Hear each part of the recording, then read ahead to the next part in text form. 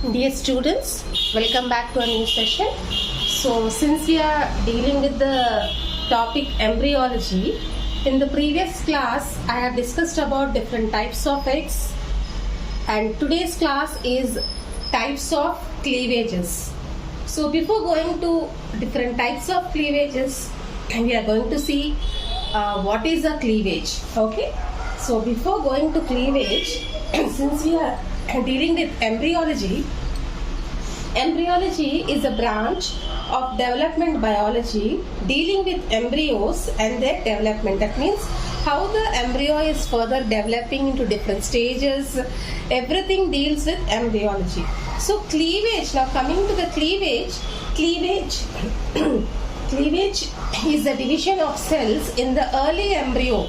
Okay, cleavage is nothing but it is a division of cells into multiple. The cell is going to divide into multiple parts in the early embryo stage.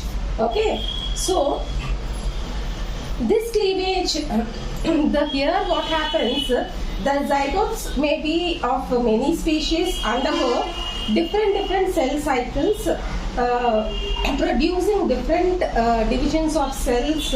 It may be of the same size or it may be of different size or anything. So whatever the development going on for undergoing into different cells for further growth and development, that is called as the cleavage.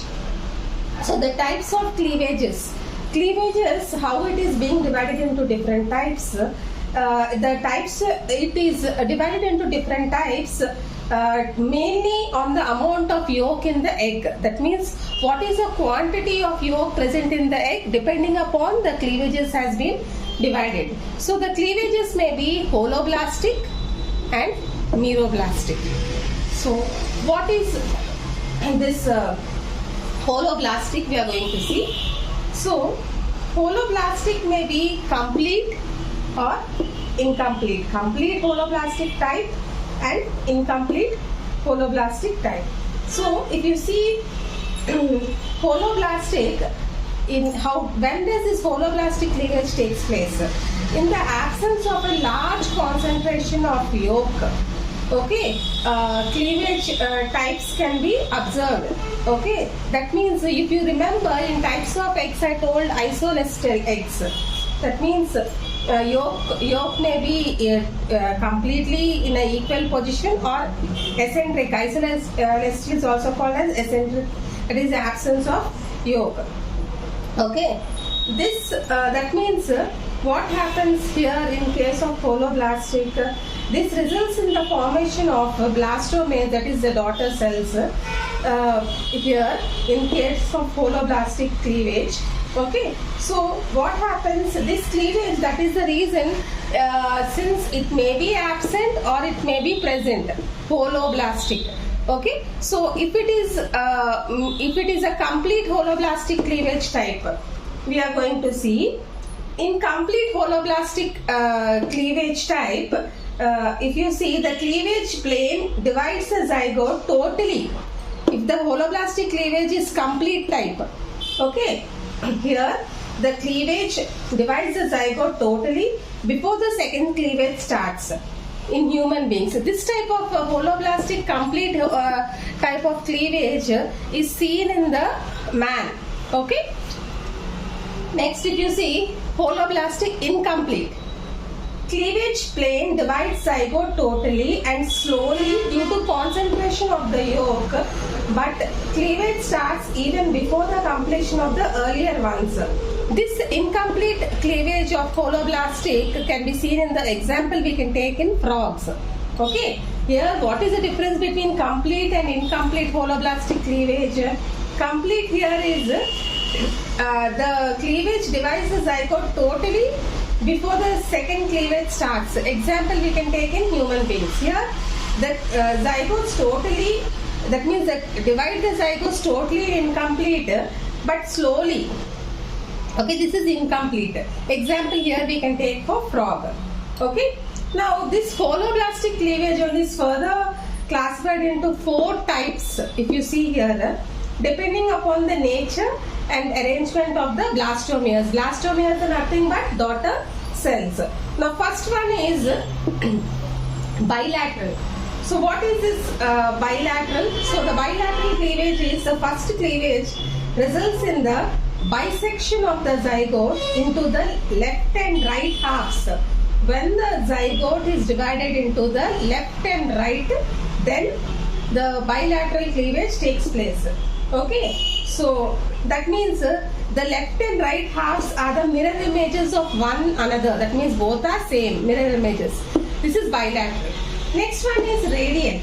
Radial cleavage is the characteristics of the that means if you see here, we can take the example in echinoderms which undergoes radial cleavage.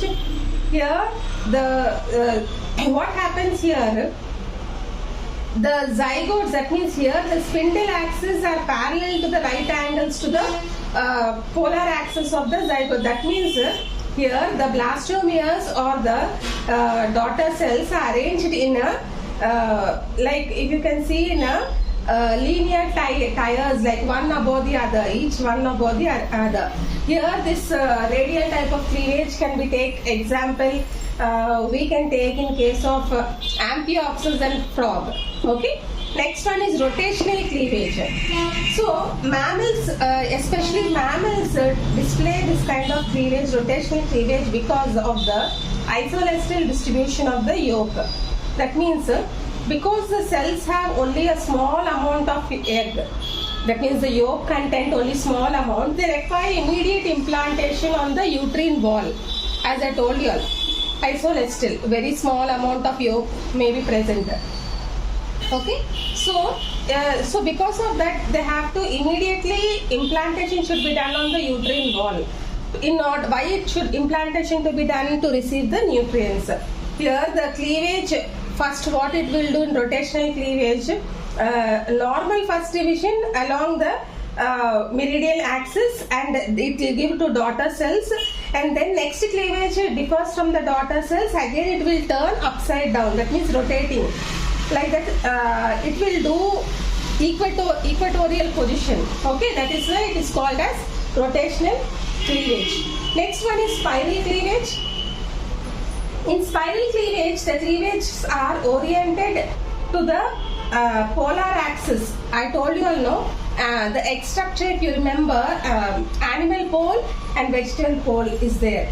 Okay, here what happens, the daughter cells are produced, arranged as the upper quarter of the smaller cells at the junctional places of the lower. That means the animal pole and vegetable pole, they are arranged in the between. Okay.